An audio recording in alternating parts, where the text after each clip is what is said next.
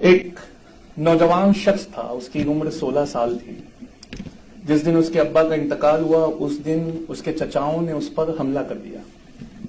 وہ نوجوان شخص کھڑا ہوا اور اپنے چچاؤں سے اس نے پہلے تو وہ ڈر گیا. تب اس نے اپنی امی سے پوچھا کہ میں کیا کروں؟ تو کہا میں نہیں جانتی تم کیا کرو گے، لیکن تمہارے ابا ہوتے تو ڈٹ کر مقابلہ کرتے. تو وہ اپنے ابا کی تلوار لے آیا، ڈٹ کر مقابلہ کرنے لگا. اس کے چچا جو تھے وہ بھاگ گئے. اور 14 سال کی عمر میں یہ بچے نے اس بات کو سمجھ لیا کہ میری لائف کو سیٹ کرنے، میری لائف کو یوں کہہ لیں ری سیٹ کرنے اب اس دنیا میں کوئی اور نہیں آئے گا، اللہ کی مدد سے مجھے یہ کام خود کرنا ہوگا. اس بات کو جو اس انسان نے سمجھا تھا آج ہماری قوم کو سمجھنے کی ضرورت ہے کہ اللہ رب العزت کی بے پناہ کریمیت کے چلتے ہمیں اپنی لائف خود ری سیٹ کرنا ہے. ہمیں اپنی لائف خود ری سیٹ کرنا ہے، اب کوئی اور نہیں آئے گا. وہ شخص اٹھا، اس نے جا کر اپنے دشمنوں پہ حملہ کیا اور سمرقند پہ قبضہ کر لیا. جب اس نے سمرقند پہ قبضہ کیا تو اس کے دشمن بخارا بھاگ گئے. وہ وہاں سے اٹھا اور بخارا گیا، اپنے دشمنوں سے ڈٹ کر مقابلہ کیا. اس کی عمر 15.5 سال تھی اور وہ 3 جنگ لڑ چکا تھا. جب وہ سمرقند پہنچا اس نے وہاں اپنے دشمنوں کو ہرایا. لیکن سمرقند میں وہ ایسا بیمار پڑا کہ لوگوں نے اس کے ٹھیک ہونے کی امید چھوڑ دی. لوگوں نے کہا کہ یہ اب نہیں ٹھیک ہوگا. تو سمرقند اور بخارا دونوں جگہ اس کے رشتہ داروں نے قبضہ کر لیا.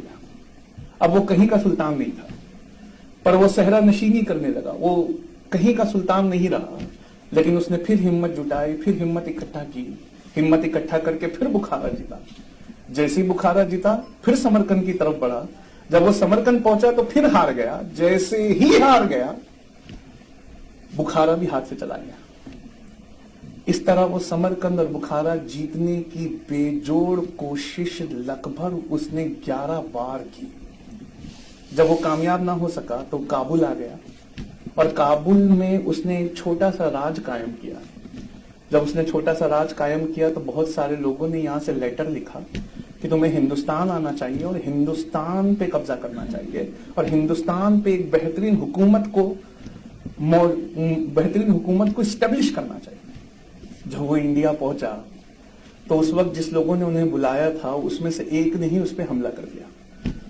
جب وہ حملے کا جواب دینے وہاں پہنچا تو دیکھتا ہے کہ 1,20,000 کی فوج وہ لے کر آیا ہے اور سامنے جو اس کا دشمن تھا اس کے پاس 3,60,000 کی فوج تھی.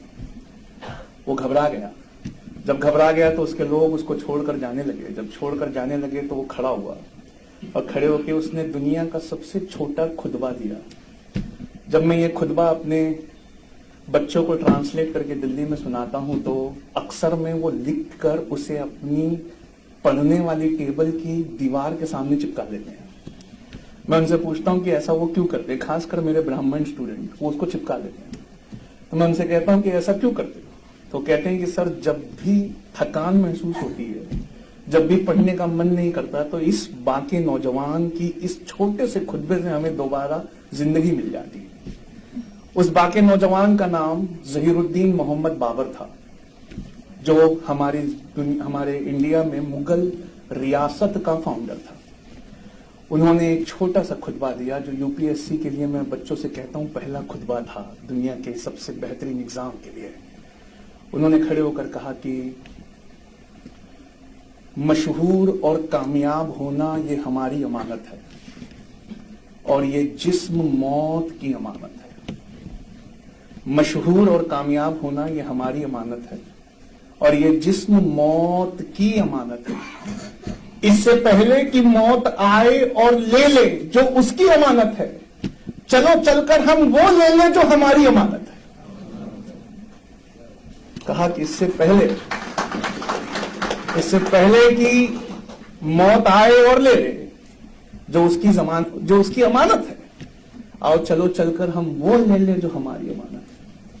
اس کے لوگوں نے جب یہ خطبہ سنا تو ان میں ایک جوش کا ولولہ اٹھا اور انہوں نے ڈٹ کر مقابلہ کیا. اور ڈٹ کر مقابلہ کرنے کے بعد اللہ نے اس بار ایسی کامیابی دی کہ انڈیا میں مغلیہ سلطنت، وہ سلطنت